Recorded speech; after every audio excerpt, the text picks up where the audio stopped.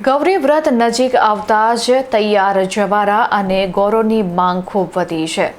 આજની ભાગદોડભરી જિંદગીમાં હવે આ ટ્રેન્ડ બદલાઈ ગયો છે. સનાતન પરંપરા મુજબ ગૌરી વ્રતમાં જવારા વાવવાનું અને તેનું પૂજન કરવાનું વિશેષ ધાર્મિક મહત્વ રહેલું છે.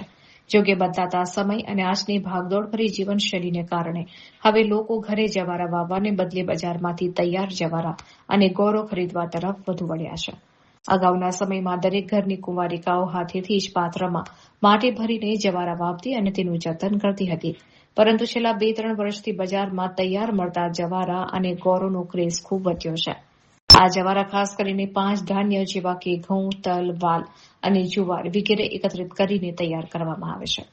પૌરાણિક માન્યતા અનુસાર કુંવારિકાઓ અને નાની કન્યાઓ સંસ્કારી અને યોગ્ય વરની પ્રાપ્તિ તથા જીવનમાં સુખ સમૃદ્ધિ જળવાઈ રહે તે હેતુથી આ કઠોર વ્રત અને પૂજન કરે છે.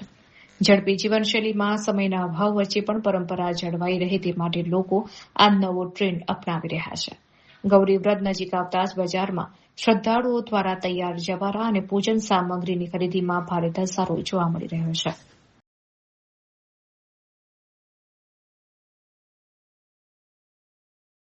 હવે નજીકના 27 તારીખે ગૌરી વ્રત ચાલુ થઈ રહ્યું છે. હવે પહેલાં એક જમાનો હતો કે લોકો ઘરે ઘરે જવારા વાવીને ઉગાડતા હતા. હવે જમાનો એવો ફાસ્ટ થઈ ગયો છે કે લોકો તૈયાર ગોરો તરફ આકર્ષણ વધી રહ્યું છે.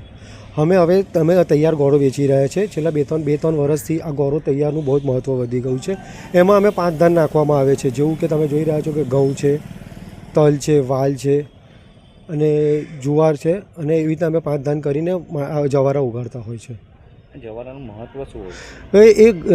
આપણા પરંપરાગત પ્રમાણે કન્યાને પોતાનો પતિ સારો મળે એવી રીતે આપણે કરતા હોય છે.